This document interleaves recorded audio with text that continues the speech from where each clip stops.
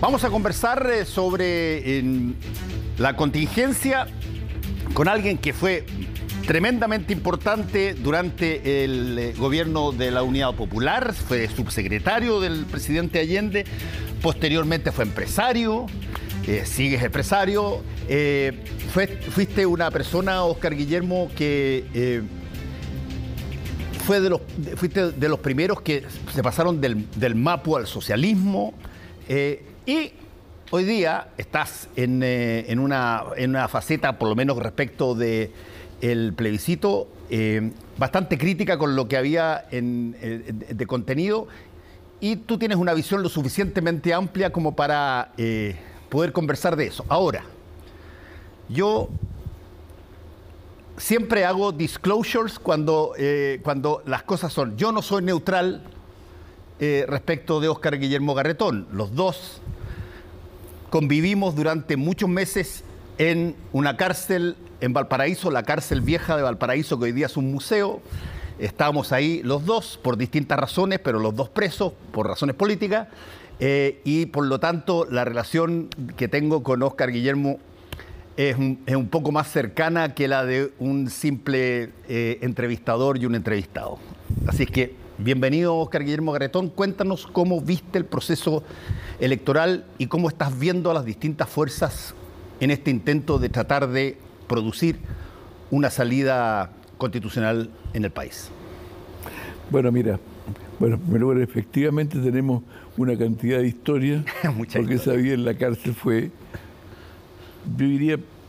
yo reconozco que para mí fue bastante apasionante, digamos, convivir con gente que uno habitualmente no convive porque estábamos con presos comunes, ¿no? Y al final tengo una cantidad de lecciones y anécdotas miles, pero bueno, vamos a lo de hoy día. Vamos. Mira, para mí quizás lo más importante del proceso largo de la convención es, yo diría, la estupefacción del país por el resultado, ¿ya? Es un proceso en el cual, digamos, la magnitud del rechazo abre, sobre todo en el mundo de izquierda y centroizquierda, el desafío de entender por qué hubo un error de una gran parte de ese mundo por lo que pasaba. Yo estuve por los amarillos por el rechazo, pero diría que la preocupación por el mundo de izquierda me parece muy importante porque es muy parecido quizás a la incapacidad que tuvimos en otros momentos nosotros, yo incluido, de entender, digamos, los errores que llevaron de alguna manera también al desenlace de la Unidad Popular. Y creo que, y yo espero de que reaccione el mundo de izquierda y que no siga criticando, digamos, a la gente porque votó como votó, y que realmente se ponga en lo que la gente quiere. Quiere una nueva constitución, pero no la que ofrecieron. Y aquí es el punto donde estamos. ¿Cómo llegar a esa nueva constitución? Yo creo que comienzan a despejarse algunas cosas. Hubieron algunas dudas del proceso constituyente, pero entiendo que yo creo que todos han asumido de que tiene que haber un proceso constituyente con gente elegida, sin perjuicio que puedan haber expertos que preparen notas y cosas para esos que después van a resolver.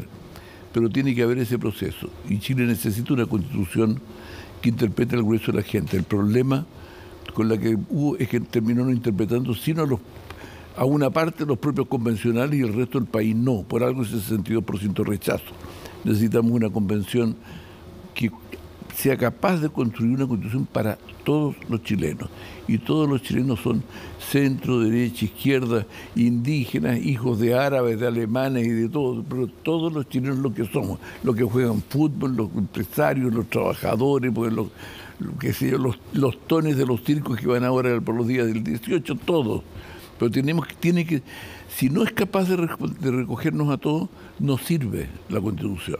Ahora, los procesos constitucionales en todas partes del mundo siempre han tenido una serie de etapas que son. La primera, la de la construcción de lo que podríamos llamar la base central de una constitución, que a medida que se avanza en el tiempo, y a veces no tanto tiempo, se empiezan a hacer enmiendas, como en Estados Unidos, que se hicieron enmiendas inmediatamente después de crear la Constitución, y se empiezan a hacer enmiendas o se empiezan a generar reformas.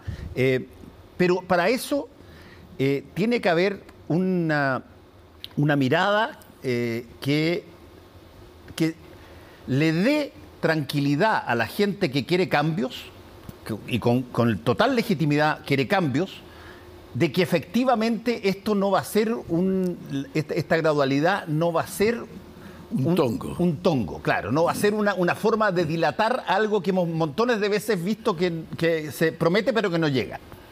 Bueno, yo tengo la impresión que esa es una gran responsabilidad de los que están hoy día trabajando como hacer esa convención, ¿ya?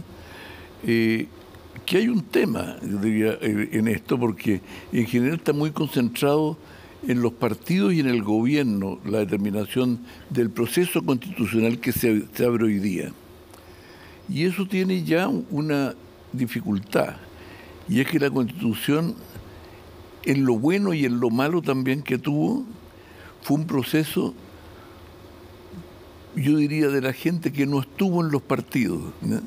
O sea, el triunfo en la convención tuvo en la lista del pueblo un gran actor que en sí mismo no era nada, se disolvió rápido, salvo el rechazo a los partidos políticos como fuente de convencionales a elegir. Y después, yo diría que en el proceso y en la salida, los grandes actores de lo que ahí ocurrió fue fundamentalmente la rebelión de las bases de centroizquierda, las bases sociales de centroizquierda, que se fueron con el rechazo. La derecha sola no era capaz de ganar sola, digamos, esa elección. Lo más importante fue esa fuerza social de centroizquierda que en el fondo pasó. Y eso también no era militante, o sea, en febrero nosotros éramos 70, ahora, las últimas datos que vi, estamos sobre 65.000 adherentes a los amarillos.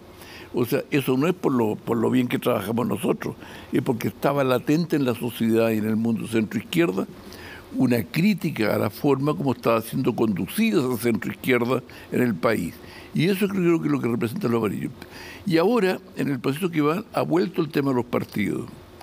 Entonces, eso está dejando fuera a muchos de estos actores que fueron parte del proceso y están creando algunos pies forzados, por ejemplo, el tema de los amarillos. O sea, nosotros estamos teniendo que discutir ahora, por ejemplo, si creamos o no partido. Yo espero que en el curso de esta semana tenemos que tomar una decisión. ¿Y cuál es tu posición? ¿Por qué yo digo? Porque si solamente a la convención van los militantes de partido, no es que me importa un rano, digamos, yo ya he hecho demasiadas cosas en la vida, pero cuando dice hay 65.000 amarillos que han sido actores fundamentales, no pueden quedar fuera del proceso constitucional que viene. Entonces eso nos está obligando a definir cuál es el camino, y una de las cosas que se está discutiendo es si formamos o no un partido. No te puedo adelantar cuál es la conclusión hoy día, pero yo espero que en un par de días más o 3 días más hayan terminado las consultas con toda la gente que se están haciendo. Déjame hacerte una pregunta, Óscar, que tiene que ver con básicamente la naturaleza evolutiva del ser humano en materia de sus ideas. Y eso en términos absolutamente legítimos, lo pasa a todos. En los amarillos tú tienes personas, qué sé yo me acuerdo de Christian Banken cuando él estaba a cargo de Noreste, que era un diario muy interesante, muy ideológico, muy profundamente ideológico, bien duro de izquierda.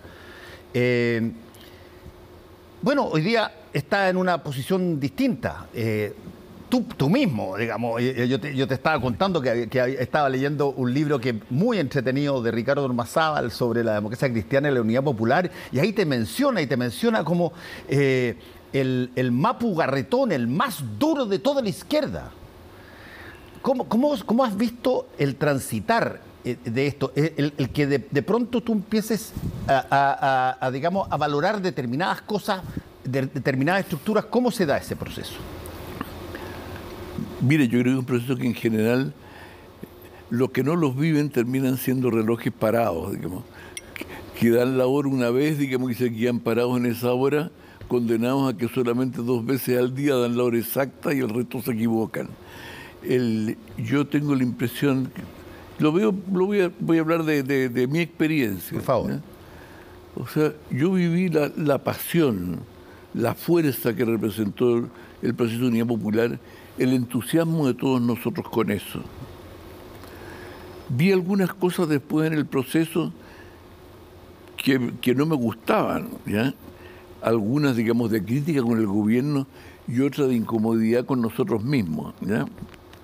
Yo debo decirte que era tal mi incomodidad que al día siguiente del golpe, cuando estando en la lista de los 10 más buscados, me paseaba por las calles de las poblaciones en Santiago, yo me hice una especie de juramento, digamos, que explica muchas de mis actitudes posteriores, digamos, y de decir que nunca más, por una supuesta lealtad con el colectivo, voy a ocultar lo que pienso y voy a justificar aquello que para mí no es justificable.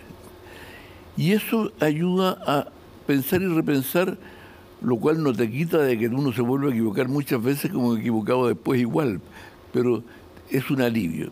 Yo te diría que el golpe fue un gran momento de reflexión posterior, que yo creo que es lo que va a ocurrir con este golpe democrático que ha significado para el mundo de izquierda el resultado de la convención y que debería serlo también para el mundo de derecha, que tiene pendiente, digamos, una autocrítica sobre su historia. En el caso mío, mi gran cambio, mi mayor cambio, fue cuando, después de un tiempo, nos dijimos, bueno, es cierto, ¿ya? Los americanos fueron parte del golpe, conspiraron, también los agricultores, los empresarios, entonces, pero de repente nos dijimos, bueno, pero eso no es suficiente porque sabíamos que todo eso iban a estar contra nosotros, ¿ya? Pero ¿por qué nos ganaron? ¿O era que estábamos condenados a perder? ¿Por qué nos ganaron en qué? Porque nos ganaron con el golpe. Con el golpe, ya. Claro, ¿ya? Entonces, estamos condenados a perder. Entonces nos dijimos, bueno, ¿en qué nos equivocamos nosotros? Y esa reflexión es muy difícil, y es difícil para los que hoy día perdieron también, porque es muy dolorosa. Uno al principio siempre justifica esto porque alguna maldad de los otros, porque había mucha plata, porque los medios de comunicación, porque todas esas cuestiones, pero al final cuesta mucho preguntarse en qué uno se equivocó. Y nosotros comenzamos a preguntarnos eso. Tuvimos que perder la democracia para entender el valor que tenía y dejar de estar poniéndole apellidos a la democracia burguesa, popular, democracia de mierda, como decía alguno, ¿no? La democracia es una cuestión que al perderla uno se da cuenta de lo que vale, y a partir de eso quedó en el pensamiento de mi izquierda la democracia como un principio absolutamente intransable, con sus 3 poderes intransables, que explican, por ejemplo, la discusión de ahora y otros. También de ese tiempo viene una convicción, porque en el fondo mirábamos con un poquito de desprecio a los demócratas cristianos, y para qué decir a la derecha, ¿ya? Y nos dimos cuenta que para poder hacer cambios profundos, uno que tenía que tener mayorías grandes. Y cuando uno busca mayorías grandes, tiene que hacer cambios más graduales. Si son los puros revolucionarios más incendiarios los que hacen esto, pueden hacer muchos incendios. Pero si tú quieres hacer cambios de verdad, necesitas tener mayoría. Y en ese sentido, yo creo que los cambios, por ejemplo, en la Unidad Popular pueden haber sido mucho más llamativos que los de la Concertación. Pero los de la Concertación fueron perdurables y se expresan en millones de gente que salió de la pobreza, etcétera. Y en ese sentido, esa forma de hacer cambios o de hacer revoluciones de verdad requiere, digamos, tener mayorías mucho más amplias y no pensar que va a depender de vanguardias mesiánicas revolucionarias las cosas. Es el rechazo a la violencia. También una cosa que nos tuvimos que aprender en ese tiempo, porque la violencia se hizo unánime en Chile, de alguna manera, ¿ya? Y bueno, nosotros aprendimos de eso y aprendimos de las experiencias fracasadas de la guerrilla en América Latina, ¿ya? Que al final, con los caminos armados, terminan ganando los armados de uno u otro bando, pero nunca los pueblos. Siempre terminan arriba los armados y abajo los pueblos, digamos, sin poder llevar adelante, y lo vivimos nosotros con Pinochet, pero también lo están viviendo en Nicaragua, por ejemplo, los sandinistas con el pueblo nicaragüense con Ortega. O sea, queremos, digamos, el voto es muy revolucionario para eso. Todas esas cosas y muchas más, para no latearte, fueron las grandes lecciones que nos llevaron a nosotros a poder volver a Chile a cambiar de verdad el país y no a soñar con cambios imposibles. Ahora, déjame preguntarte ahí sobre uno de los aspectos de este análisis o esta reflexión. ¿Qué tanto la izquierda de esa época tuvo que meterse a aprender, llamémoslo así, la economía capitalista, por ejemplo? Muchísimo. Mira, era incluso antes que la economía, aprender la economía, ni siquiera la capitalista. El tema, por ejemplo, que hoy día es del lenguaje común, la disciplina fiscal, el equilibrio macroeconómico, era una cosa que no existían. Yo me acuerdo de las primeras cosas de la autocrítica es que los equilibrios macroeconómicos son muy importantes, ¿ya? Y por lo tanto hay que ser muy riguroso en el uso de las plata del sector público, porque si no el que termina pagando las cuentas es la gente. Eso no lo entendieron el gobierno pasado con los retiros y con un IFE absolutamente inflado por parte del gobierno también. Y el resultado es que una parte no pequeña de la inflación que hoy día estamos viviendo tiene que ver con la irresponsabilidad en los equilibrios macroeconómicos que tomaron autoridades del Parlamento y del gobierno en ese momento. O sea, aquí eso es una de las cosas que aprendimos nosotros, por ejemplo. Segunda cosa que aprendimos, muchas cuestiones, y es que en la economía de hoy día es imposible que no haya empresa privada. Hay que regularla, porque todos tienen sus defectos y sus virtudes, ¿ya? Y hay que regularla, digamos, para asegurar de que responda en función de los intereses de todos y no solamente de sus dueños. Pero pretender hacer algo sin la empresa privada, la verdad que es inviable. Eso está demostrado en el mundo entero y por lo tanto los estatismos son anacrónicos. Tiene que haber Estado y ojalá un mejor Estado que el que hoy día hay. Pero la empresa privada es muy clave. Y te voy a decir una cosa que yo aprendí, porque con el juicio por el que estábamos juntos en la cárcel, yo al salir no podía ser ni funcionario público, ni participar en elecciones populares, digamos. ¿Ya? Entonces tuve que ir al sector privado. Y ahí aprendí una cosa. Y es que uno en el sector privado es capaz también de hacer revoluciones. O sea, cuando, en mi caso, que fui presidente de Telefónica y recibí el país con 700.000 teléfonos que eran solamente para los apitutados de la política o de la economía, ¿ya? Y hoy día estamos en 22 millones de teléfonos o 25 millones de teléfonos, eso es una revolución que cambió la vida del país. O cuando fui presidente de Llanza, ¿ya? También, y con todo, esto no es mérito del presidente, es mérito de una acción colectiva de todos los trabajadores, de todo el personal de la empresa. Cambiamos por sistemas de riego tecnificado que se pensaban que eran solamente para las frutas, para los cultivos anuales como la remolacha, el trigo, el maíz y todo eso. Y se empezó a ver las paridades mejores de esto y usar biotecnología y todo. Hicimos una revolución en los cultivos anuales que no tienen nada que ver hoy día con lo que eran antes del año 2006 o 2004, donde yo estuve en ese tiempo allá. O sea, mi experiencia es que si tú quieres hacer cambios, tú puedes hacerlos en el lugar donde estés, si tu voluntad es hacer cambios.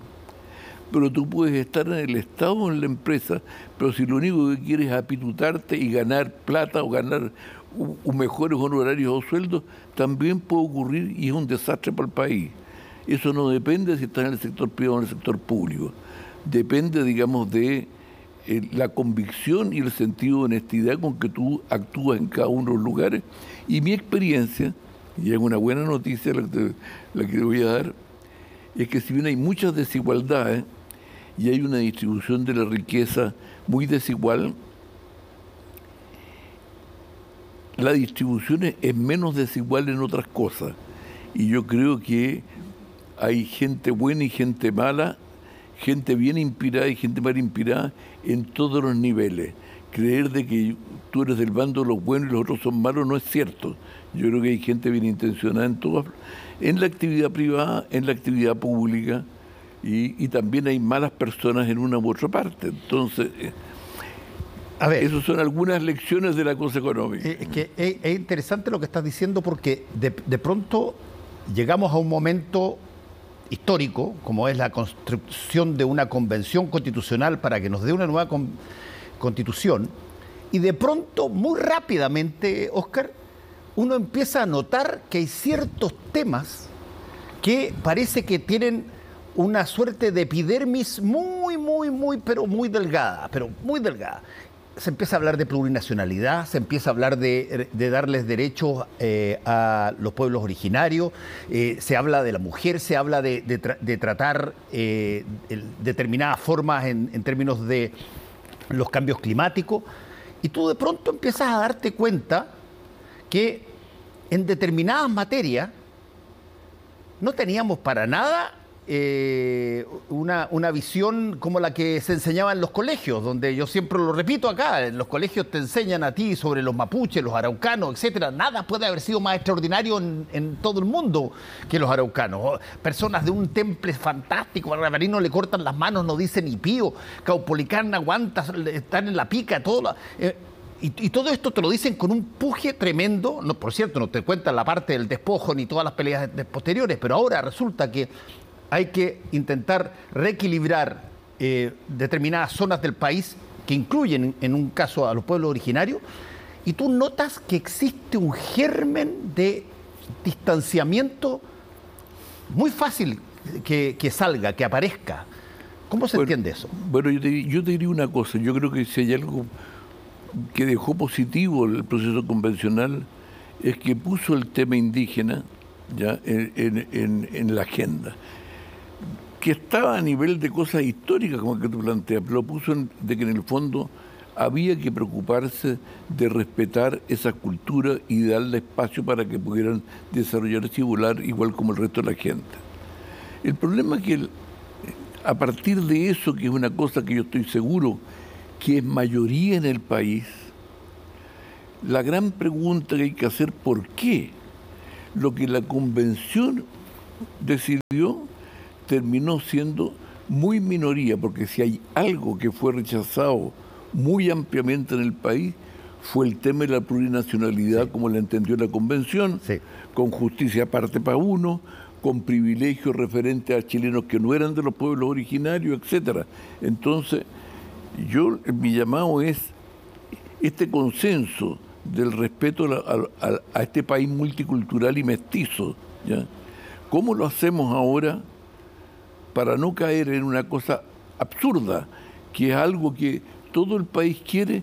Lo hicieron de tal manera que terminó todo el país rechazándolo, porque 62% prácticamente todo el país, ¿no? ¿Ya? O sea, una mayoría demasiado abrumadora. Yo creo que en el fondo el error de la convención es que no supo entender la relación, digamos, del mundo mapuche o el mundo de pueblos originarios con el resto de la sociedad, y trató de implantar una cosa autoritaria y de privilegios que sonaron mal para el conjunto del país. nadie yo creo que quiere quiere algo malo para los pueblos. Se requieren cosas mejores, pero lo que no quieren es terminar siendo un chileno de segunda porque le entregan puros privilegios a los pueblos originarios. Ok, yo te compro la explicación y todo lo demás, pero convengamos una cosa, y tú lo dijiste ya antes incluso. Saca a los pueblos originarios para el lado si tú quieres. O sea, está lleno de chilenos de segunda y de tercera y de cuarta. Está lleno de personas que si es que hay que ajustar un poco la empresa y hay que reducir, qué sé yo, 5% del sueldo, bueno, un porcentaje alto de esa gente, esa es la diferencia entre si comen todos los días o no comen todos los días. Bueno, yo te voy a decir, efectivamente es así. Y efectivamente hay una cosa pendiente. Yo te dije al comienzo, no solamente los mundos de izquierda, uno de los cuales, porque son muchas izquierdas, es aquel que me interpreta a mí, sino que también el mundo de derecha y el mundo de la empresa tiene pendiente una discusión sobre sí mismo de por qué llegamos al estallido social y por qué llegamos a esta crisis, digamos, que representa, digamos, la convención y luego los resultados del plebiscito. Y creo que efectivamente es una cosa pendiente. ¿Y qué le dirías a las personas que tú conoces montones de empresarios, te tocó cohabitar con ellos? ¿Qué le dirías? ¿Cómo sería la forma de que se entendiera de que estas no son... Mira, te lo pongo de la siguiente persona. Quizás una de las razones para darse una serie de gustitos en la convención es porque fue tan brutal el plebiscito de entrada de casi 80% que muchas personas quizás pensaron, oye, tenemos espacio para hacer muchísimas cosas, hasta que la gente le responde, no, compadre, no tenías espacio para hacer un montón de cosas. Pero puede ser que ahora tú veas este 62% y salga gente que dice, oye, tenemos garantizados estos votos en la próxima cosa. Y hay que entrar. ¿Dónde hay que entrar? ¿Cómo se hace esa racionalización? A ver, a lo mejor mi reflexión es una reflexión a lo mejor muy intelectual y que puede no entenderse. Pero yo te diría que mi visión del desafío de los empresarios, grandes y chicos, hoy día, y por lo tanto mía también, porque me siento parte de eso, o sea, me parte de la política y la empresa, como te decía antes, soy parte de dos actividades en general bastante desprestigiadas en este país, que es la empresa y la política. Pero dicho eso, yo te lo diría así, durante 2 o 3 siglos, toda la discusión de economía política que había en el mundo fue entre mercado y Estado. Ambos veían a la sociedad con el objeto a capturar. El mercado para capturarla desde el punto de vista de sus ventas, de sus compras, en la política para capturarla con sus votos o con su lealtad al poder constituido. Y en este siglo XXI apareció que ese objeto del deseo del mercado y la política se transformó en sujeto. Y en el fondo las sociedades hoy día son vivas y están en condiciones de exigirle al mercado y al Estado lo que quieren para ellos. Los políticos ya no pueden manejar a su antojo las sociedades y las empresas tienen que hacerse cargo también de esas sociedades. Por ejemplo, yo creo que es legítimo, si no, no habrían empresas, digamos, de que las empresas tengan utilidades para poder subsistir, si no, no existirían, morirían. Pero bueno, pero hoy día para hacerlo bien y tener esos resultados, tiene que ser empresas que califiquen a los ojos de la sociedad como preocupadas del medio ambiente, como preocupadas de sus trabajadores, como preocupados de tener una política inclusiva desde el punto de vista de género, de la diversidad sexual. O sea, tiene la empresa para ser exitosa hoy día que hacerse parte de esa sociedad y entender esa sociedad. Y yo tengo la impresión, por lo menos en mi visión, de que esa es la manera de que la empresa puede recuperar una buena relación con la sociedad, o sea, haciéndose parte de la sociedad y no siendo buenita con la sociedad, ¿ya? O sea, teniendo políticas de responsabilidad social. Tiene que ser parte de eso. No siendo un acto de caridad, digamos. Y la política, tengo la impresión que también. La política hoy día también ha sido un centro de abuso. O sea, la política, yo diría, tú ves, digamos, que en general la gente lo que está reivindicando muchas veces son los cargos públicos, como que si fuera un botín ganar y no una responsabilidad que el ciudadano te han entregado para hacerlo mejor para todos. Y si no cambia la política en eso, la política no va a tener legitimidad hacia adelante y va a vivir permanentemente siendo cuestionado por la sociedad. Y en ese sentido, Óscar Guillermo, ¿cómo ves tú lo que ha sido históricamente tu sector, que es la izquierda o centroizquierda, pero tú estuviste mucho tiempo en lo que innegablemente era la izquierda, y hoy día tú ves en países en muchas partes del mundo que tienen, por ejemplo, cosas que se han conversado ya, una situación, un Estado social de derechos, o tienen una cierta relación con la ciudadanía que no es, llamémoslo así, que no es frágil en cada elección que se produce. Bueno, mira, yo tengo la impresión de que en general todas las democracias están en una situación de crisis, los partidos en una situación de crisis. A mí que esté en crisis de la derecha me preocupa menos a que esté en crisis de la izquierda, porque en el fondo yo soy parte de una de las izquierdas al menos, ¿eh? Son muchas. Pero yo te diría ahí lo siguiente, no es todo, pero la semana pasada yo escribí una cosa que ha tenido bastante repercusión en un diario electrónico, digamos, donde yo planteo 8 tareas que son, yo diría, consejos para la travesía del desierto para la izquierda, tanto para la que votó apruebo como para los que votamos rechazo, ¿ya? Y que es en el fondo son 8 lecciones de las cuales te he dado algunos. La primera y más importante de todas: pégate a la gente y no a tus ideas, pues. Cuando te pegas a tus ideas, de repente empiezas a despreciar a la gente. Hay que alguien de izquierda que hable de pueblo no se pegue a su pueblo para escuchar lo que el pueblo dice, me parece insólito, que es lo que hemos vivido después del 4 de septiembre, digamos, en mucha gente. La del valor de la democracia, el rechazo a la violencia en todas sus formas, que es una cosa demandada hoy día socialmente de manera clara.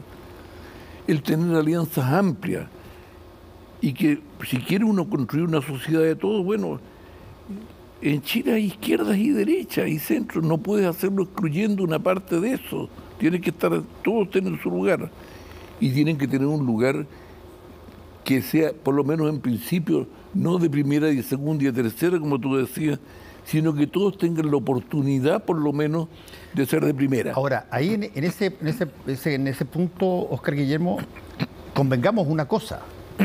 Las ideas son muchas y son algunas incluso muy contradictorias. Por lo tanto, esta utopía de que tú vas a convencer a que todas las personas estén dentro de algún un arco de conversación permanente, en una de esas no te sale, vas a tener oposiciones, vas a tener oficialismos, vas a tener ideas muy cruzadas, en fin.